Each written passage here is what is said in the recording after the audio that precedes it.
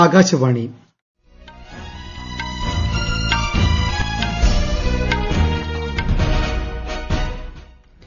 നമസ്കാരം. വാർത്തകൾ വായിക്കുന്നത് അനിൽകുമാർ.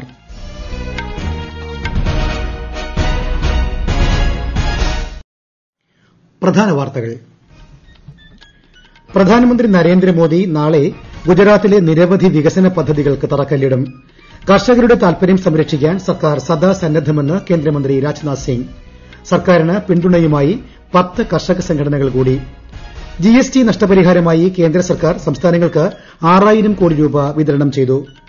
കേരളത്തിൽ തദ്ദേശ തെരഞ്ഞെടുപ്പ് സമാധാനപരമായി പൂർത്തിയായി. മൂന്നാം ഘട്ടത്തിൽ 78.02% പോളിംഗ്. സംസ്ഥാനത്ത് ഇന്ന് 2707 പേർക്ക് കോവിഡ് സ്ഥിരീകരിച്ചു. രാജ്യത്തെ രോഗമുക്തി നിരക്ക് 95%. വാർത്തകൾ വിശദമായി. പ്രധാനമന്ത്രി നരേന്ദ്രമോദി നാളെ ഗുജറാത്തിലെ നിരവധി വികസന പദ്ധതികൾക്ക് തറക്കല്ലിടും.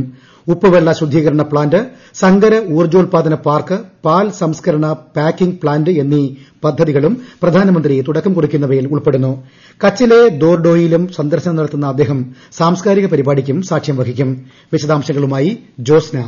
രാജ്യത്തെ ഏറ്റവും വലിയ പുനരുപയോഗ ഊർജ്ജോൽപാദന കേന്ദ്രത്തിനാണ് നാളെ കച്ച് ജില്ലയിലെ വിഖാഗോട്ടിൽ ശ്രീ നരേന്ദ്രമോദി തുടക്കമിടുന്നത്. 30 ജിഗാവാട്ട് പുനരുപയോഗ ഊർജ്ജമാണ് ഇവിടെ ഉൽപ്പാദിപ്പിക്കാൻ ലക്ഷ്യമിടുന്നത്. 72,600 ഹെക്ടർ ഭൂമിയിൽ വ്യാപിച്ചു കിടക്കുന്ന ഈ പാർക്കിൽ കാറ്റിൽ നിന്നും സൌരോർജ്ജത്തിൽ നിന്നും വൈദ്യുതി ഉൽപ്പാദിപ്പിക്കും. കച്ചിലെ മാന്ദവിയിലാണ് സമുദ്രജലത്തെ കുടിവെള്ളമാക്കി മാറ്റുന്ന പ്ലാന്റ് സ്ഥാപിക്കുന്നത്. പ്രതിദിനം 10 കോടി ലിറ്റർ ശേഷിയുള്ള പ്ലാന്റ് ഗുജറാത്തിന്റെ ജലസുരക്ഷയ്ക്ക് മുതൽക്കൂട്ടാകും. കച്ചിലെ അഞ്ചാർ ഷെർഹാദ് ഡയറിയിൽ പാൽ സംസ്കരണത്തിനും പാക്കിങ്ങിനുമായി പൂർണ്ണമായി ഓട്ടോമാറ്റിക്കായ ഒരു പ്ലാന്റിനും പ്രധാനമന്ത്രി തറക്കല്ലിടും. 121 കോടി രൂപ ചിലവ് വരുന്ന പ്ലാന്റിന് പ്രതിദിനം 2 ലക്ഷം ലിറ്റർ പാൽ സംസ്കരിക്കാനുള്ള ശേഷിയുണ്ടാവും. News desk, Akashvani. രാജ്യത്തെ കർഷകരുടെ താൽപര്യം സംരക്ഷിക്കാൻ സർക്കാർ സദാ സന്നദ്ധമാണെന്ന് രാജ്യരക്ഷാമന്ത്രി രാജ്നാഥ് സിംഗ്. ഫിക്കി വാർഷിക സമ്മേളനത്തിന്റെ സമാപന ചടങ്ങിനെ അഭിസംബോധന ചെയ്യുകയായിരുന്നു അദ്ദേഹം. കോവിഡ് കാലഘട്ടത്തിൽ രാജ്യത്തെ പ്രതികൂല സാഹചര്യങ്ങളിൽ നിന്ന് രക്ഷിക്കാൻ കാർഷിക മേഖലയ്ക്ക് കഴിഞ്ഞു. കാർഷികോൽപ്പന്നങ്ങളുടെ ശേഖരണത്തിലൂടെ രാജ്യത്തെ സംഭരണ കേന്ദ്രങ്ങൾ നിറഞ്ഞതായും അദ്ദേഹം പറഞ്ഞു. കാർഷിക മേഖലയ്ക്കെതിരെ കേന്ദ്രം പിന്തിരിപ്പൻ നടപടികൾ സ്വീകരിക്കുകയാണെന്ന വാദം അടിസ്ഥാനരഹിതമാണെന്നും രാജ്യരക്ഷാമന്ത്രി വ്യക്തമാക്കി. കോവിഡ് മഹാമാരിയെ ഫലപ്രദമായി നേരിടാൻ സർക്കാർ വിവിധ നടപടികൾ സ്വീകരിച്ചതായും ശ്രീ രാജ്നാഥ് സിംഗ് പറഞ്ഞു. അഖിലേന്ത്യാ കിസാൻ ഏകോപന സമിതിയുമായി ബന്ധപ്പെട്ട 10 സംഘടനകൾ കേന്ദ്ര കൃഷിമന്ത്രി നരേന്ദ്രസിംഗ് തോമറിനെ ന്യൂഡൽഹിയിൽ സന്ദർശിച്ചു. കേന്ദ്ര സർക്കാരിന്റെ പുതിയ കാർഷിക പരിഷ്കരണ നിയമങ്ങൾക്ക് പിന്തുണ നൽകുമെന്ന് കർഷക സംഘടനകൾ അറിയിച്ചു. ഉത്തർപ്രദേശ്, കേരളം, തമിഴ്നാട്, തെലങ്കാന, ബീഹാർ, ഹരിയാന തുടങ്ങിയ സംസ്ഥാനങ്ങളിൽ നിന്നുള്ള പ്രതിനിധികളാണ് ശ്രീ തോമറിനെ ഇന്ന് സന്ദർശിച്ചത്. ഉത്തരാഖണ്ഡിൽ നിന്നുള്ള കർഷകരുടെ സംഘവും ഹരിയാനയിൽ നിന്ന് ഭാരതീയ കിസാൻ യൂണിയൻ മാൻ വിഭാഗമടക്കം 2 സംഘടനകളും സർക്കാരിന് പിന്തുണ പ്രഖ്യാപിച്ചിട്ടുണ്ട്. സംസ്ഥാനങ്ങൾക്ക് ജിഎസ്ടി നഷ്ടപരിഹാരത്തിലുണ്ടായ കുറവ് നികത്തുന്നതിനായി 6000 കോടി രൂപ കൂടി ധനമന്ത്രാലയം വിതരണം ചെയ്തു. ഇതിൽ 5516.60 കോടി രൂപ 23 സംസ്ഥാനങ്ങൾക്കും 483.40 കോടി രൂപ നിയമസഭയുള്ള കേന്ദ്രഭരണ പ്രദേശങ്ങൾക്കുമാണ് നൽകുക. ജിഎസ്ടി നടപ്പിലാക്കിയതിനെ തുടർന്ന് വരുമാനത്തിലുണ്ടായ 1.10 ലക്ഷം കോടിയുടെ കുറവ് നികത്തുന്നതിനായി ഒക്ടോബറിലാണ് സർക്കാർ പ്രത്യേക വായ്പാ സംവിധാനം രൂപീകരിച്ചത്. ഓരോ രാജ്യവും തങ്ങളുടെ താൽപര്യത്തെ അടിസ്ഥാനമാക്കി സുരക്ഷ ഉറപ്പുവരുത്താനുള്ള തയ്യാറെടുപ്പുകൾ നടത്തുന്ന പതിവാണെന്ന് സംയുക്ത സേനാ മേധാവി ജനറൽ ബിപിൻ റാവത്ത് പറഞ്ഞു. ടിബറ്റിൽ ചൈന ചില പ്രവർത്തനങ്ങൾ നടത്തിയതായാണ് അതിർത്തിയിൽ ഇരു രാജ്യങ്ങളും മുഖാമുഖം നിലയുറപ്പിക്കാനിടയായതെന്നും അദ്ദേഹം കൊൽക്കത്തയിൽ പറഞ്ഞു. നാവികസേനയ്ക്ക് വേണ്ടിയുള്ള അത്യാധുനിക യുദ്ധക്കപ്പൽ INS ഹിമഗിരി നീറ്റിലിറക്കി. കൊൽക്കത്ത തുറമുഖത്ത് നടന്ന ചടങ്ങിൽ ജനറൽ ബിപിൻ റാവത്ത് പങ്കെടുത്തു. 2018 നവംബർ 9-നാണ് കപ്പലിന്റെ നിർമ്മാണം തുടങ്ങിയത്. ശിവാലിക് ക്ലാസ് എന്ന വിഭാഗത്തിൽപ്പെടുന്ന 4ാമത്തെ കപ്പലാണ് ഹിമഗിരി. 3 കപ്പലുകൾ കൂടി നിർമ്മിക്കാനും നാവികസേന പദ്ധതിയുണ്ട്. രാജ്യത്തെ പൊതുജനാരോഗ്യം സംബന്ധിച്ച് വിഷൻ 2035 ധവളപത്രം നീതി ആയോഗ് പുറത്തിറക്കി. നീതി ആയോഗ് ഉപാധ്യക്ഷൻ രാജീവ് കുമാർ, അംഗം doctor Vinod K Paul, CEO Amitabh Kant എന്നിവരാണ് ധവളപത്രം പുറത്തിറക്കിയത്. ത്രിതല പൊതുജനാരോഗ്യ സംവിധാനത്തെ ആയുഷ്മാൻ ഭാരത് പദ്ധതിയുമായി സമന്വയിപ്പിച്ചിട്ടുള്ള വീക്ഷണം വ്യക്തമാക്കുന്നതാണ് ധവളപത്രം. വിപുലീകരിച്ച ചികിത്സാ ശൃംഖലകളുടെ ആവശ്യകതയും മെച്ചപ്പെട്ട ലബോറട്ടറി സംവിധാനത്തിന്റെ ആവശ്യകതയും വ്യക്തമാക്കുന്നതാണ് ധവളപത്രം. കേന്ദ്രവും സംസ്ഥാനങ്ങളും തമ്മിലുള്ള ഏകോപനത്തിലൂടെ മാത്രമേ ഇത് സാധ്യമാകൂ എന്നും നിർദ്ദേശിക്കുന്നു. ഈ വാർത്തകൾ ആകാശവാണിയിൽ നിന്ന്. കൊറോണ ആശങ്കയല്ല ജാഗ്രതയാണ് വേണ്ടത്. കേന്ദ്ര ആരോഗ്യ മന്ത്രാലയം പുറപ്പെടുവിക്കുന്ന നിർദ്ദേശങ്ങൾ. ജനങ്ങൾ കൂട്ടം കൂടുന്നത് ഒഴിവാക്കുക. ഇടയ്ക്കിടെ കൈകൾ സോപ്പും വെള്ളവും ഉപയോഗിച്ചോ സാനിറ്റൈസർ ഉപയോഗിച്ചോ വൃത്തിയാക്കുക. നിർബന്ധമായും മാസ്ക് ധരിക്കുക. പനിയോ ചുമയോ ശ്വാസതടസ്സമോ തുടരുന്ന സാഹചര്യത്തിൽ വൈദ്യസഹായം തേടുക.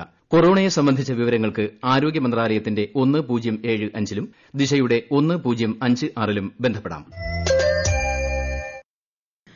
കേരളത്തിൽ തദ്ദേശ സ്ഥാപനങ്ങളിലേക്ക് 3 ഘട്ടങ്ങളിലായി നടന്ന വോട്ടെടുപ്പ് പൂർത്തിയായി.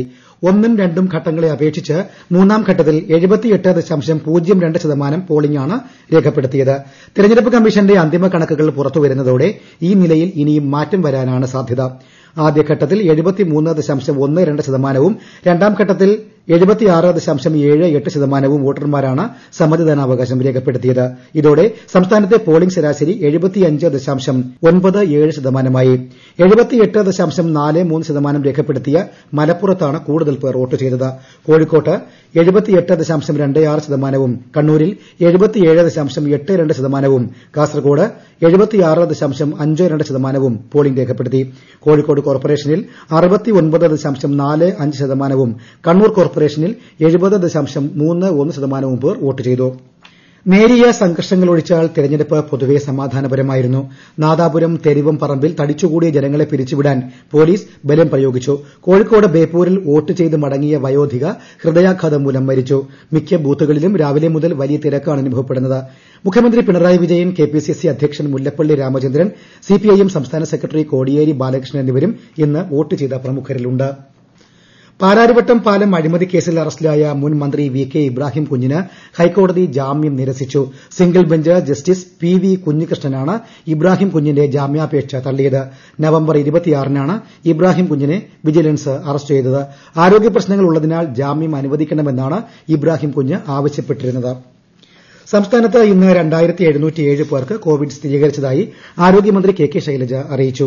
441 പേർക്ക് രോഗം സ്ഥിരീകരിച്ച മലപ്പുറം ജില്ലയിലാണ് ഇന്ന് കൂടുതൽ രോഗികളുള്ളത്. 8.49% രോഗസ്ഥിരീകരണം. കഴിഞ്ഞ ദിവസങ്ങളിലുണ്ടായ 24 മരണങ്ങളാണ് കോവിഡ് മൂലമാണെന്ന് ഇന്ന് സ്ഥിരീകരിച്ചത്. ഇതോടെ ആകെ മരണം 2647ആയി. ചികിത്സയിലായിരുന്ന 4481 പേരുടെ പരിശോധനാ ഫലം നെഗറ്റീവായി. ഇനി 57,640 പേരാണ് ചികിത്സയിലുള്ളത്. രാജ്യത്ത് കോവിഡ് മുക്തി നിരക്ക് 95%ലേക്ക്. ആകെ രോഗമുക്തരുടെ എണ്ണം 93,88,000 കടന്നതോടെ രോഗമുക്തി നിരക്ക് 94.98%ആയി ഉയർന്നു. നിലവിൽ 3,52,000 പേരാണ് രാജ്യത്ത് കോവിഡ് ബാധിച്ച് ചികിത്സയിലുള്ളത്. കൊറോണ മഹാമാരിയെ ഇന്ത്യ ഫലപ്രദമായി കൈകാര്യം ചെയ്തുവെന്ന് കേന്ദ്ര വാർത്താവിതരണ പ്രക്ഷേപണ മന്ത്രി പ്രകാശ് ജാവ്ദേക്കർ പറഞ്ഞു. ന്യൂഡൽഹിയിൽ നടന്ന അന്താരാഷ്ട്ര കൊറോണ വൈറസ് ഷോർട്ട് ഫിലിം ഫെസ്റ്റിവലിൽ സംസാരിക്കുകയായിരുന്നു അദ്ദേഹം. കോവിഡ്-19 മഹാമാരിയുടെ പ്രതിസന്ധി ഘട്ടത്തെ ജനുവരിയിൽ തന്നെ പ്രധാനമന്ത്രിക്ക് തിരിച്ചറിയാൻ സാധിച്ചു. അദ്ദേഹത്തിന്റെ ദീർഘവീക്ഷണത്തോടെയുള്ള പ്രവർത്തനം സാഹചര്യത്തെ നിയന്ത്രണ വിധേയമാക്കാൻ സഹായിച്ചുവെന്നും ശ്രീ ജാവ്ദേക്കർ പറഞ്ഞു. തമിഴ്നാട്ടിലെ പ്രധാനപ്പെട്ട ബീച്ചുകൾ വിനോദസഞ്ചാരികൾക്കായി തുറന്നു. കോവിഡ് വ്യാപനത്തിന്റെ പശ്ചാത്തലത്തിൽ മാസങ്ങളായി അടച്ചിട്ടിരുന്ന ബീച്ചുകളാണ് ഇന്ന് വീണ്ടും തുറന്നത്.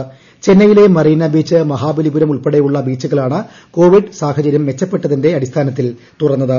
രാജ്യത്തെ ഓഹരി വിപണിയിൽ നേട്ടം.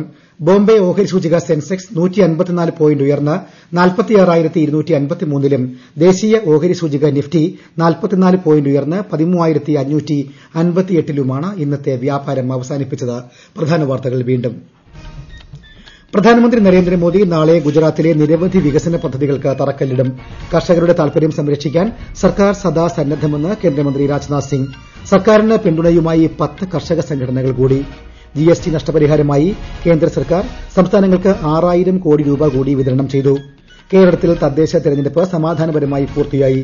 മൂന്നാം ഘട്ടത്തിൽ 78.02% പോളിംഗ്. സംസ്ഥാനത്ത് ഇന്ന് 2707 പേർക്ക് കോവിഡ് സ്ഥിരീകരിച്ചു.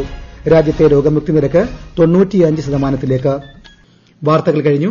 ആകാശവാണി വാർത്തകളും വാർത്താധിഷ്ഠിത പരിപാടികളും all India radio news Thiruvananthapuram എന്ന യൂട്യൂബ് ചാനലിൽ ലഭ്യമാണ്. കൂടുതൽ വാർത്തകൾക്കായി @all India radio news Thiruvananthapuram എന്ന ഫേസ്ബുക്ക് പേജും @AER_News_TV എന്ന ട്വിറ്റർ ഹാൻഡിലും സന്ദർശിക്കുക. അടുത്ത വാർത്താ പ്രക്ഷേപണം രാത്രി 9 മണിക്ക്.